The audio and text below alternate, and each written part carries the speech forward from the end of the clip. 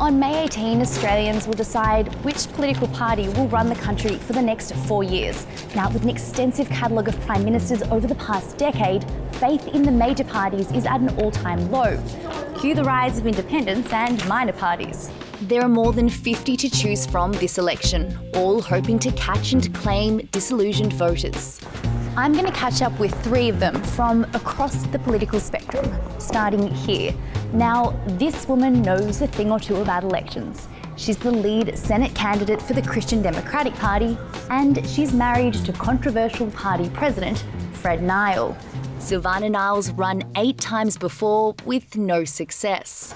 So, Silvana, why politics? How did you come to get into politics? Well, that's an interesting story. It was my father. He just basically looked at me and said, "Do you love people?" And I said, "Yes, I do." And then he said, "Do you love God?" And I said, "Yes, I do." And he said, "Well, for those reasons, get in it and do it." And what about Fred? How did you guys meet? How did that all come about? He'd been praying for a wife and he said, "You're an answer to my prayer." He doesn't take no as an answer. He must have proposed to me, I think it was the 3rd time I said yes.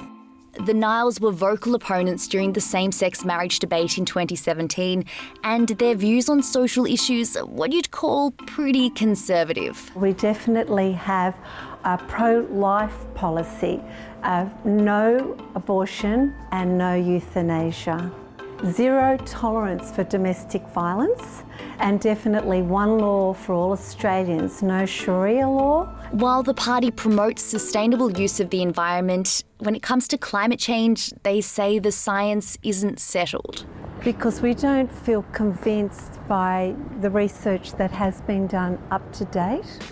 The Christian Democratic Party is one of Australia's oldest parties. I want to check out something a little newer. Enter the Australian Progressives. Now, their candidate in the Canberra seat of Fenner is like nothing we've ever seen in Parliament before.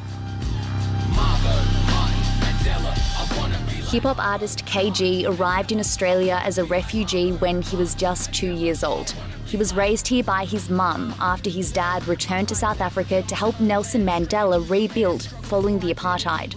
I guess the way I felt when I was young was really angry, as you do as a child. You feel like, your father's abandoned you. And it wasn't until, I guess, I got a lot older into my adult life that I kind of grew to love and respect him and understand his decision more.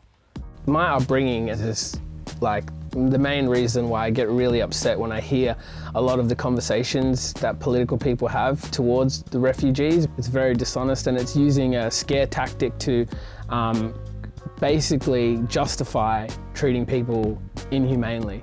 KG joined the Australian Progressives at the start of this year. Australian Progressives are fairly new, and I'm a fairly new candidate. I felt like I could have a larger voice. There's a lot of young people who I feel are just disengaged, especially people of colour.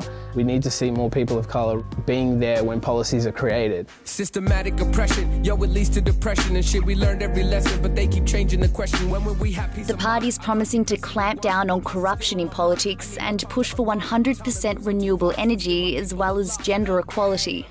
We're kind of in the middle, where we do believe in big business. We do believe that it serves a massive purpose for Australia, but at the same time, we really want to look after the little guy.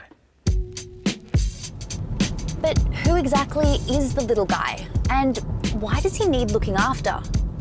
I've come to Brisbane's West End to meet a candidate whose job is literally looking after the little guy all day.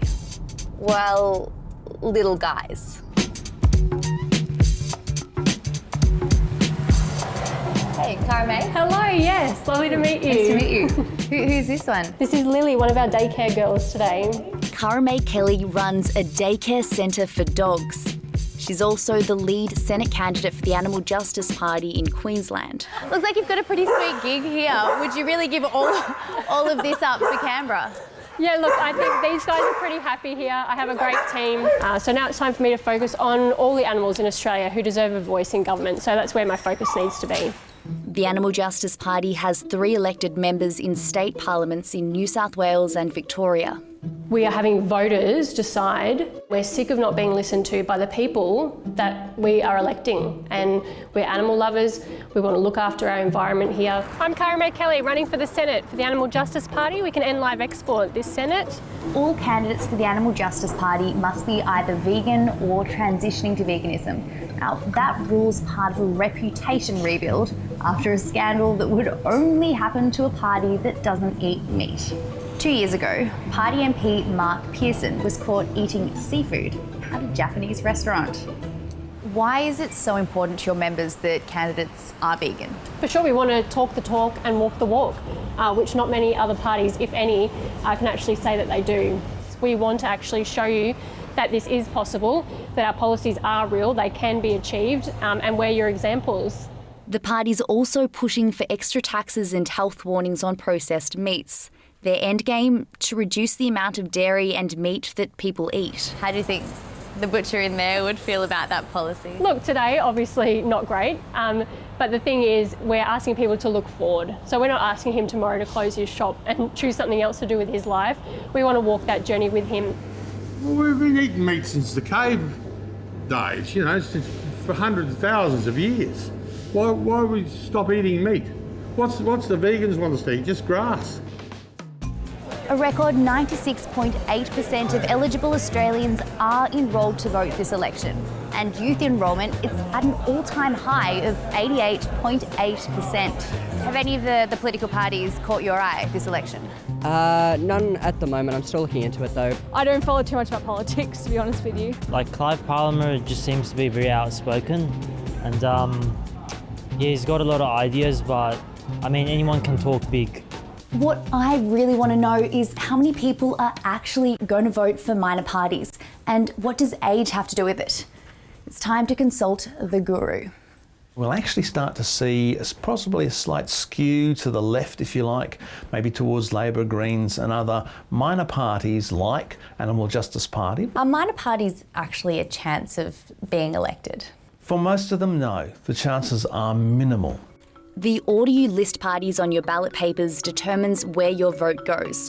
So if your first preference receives the lowest number of votes, then your vote will go to your second preference and then your third, and so on until there are just 2 candidates left. Voting for a minor party is never a wasted vote. And even if you just voted for minor parties, you're telling the major parties something that actually you're not interested in what they're putting forward. Look, I'm here to win. I think the public's ready. For me, it's about creating that conversation, showing people, hey, there's a different alternative. The 2019 is your year, you think so? Yes. Yes. Oh, Yes, this yes. is the year.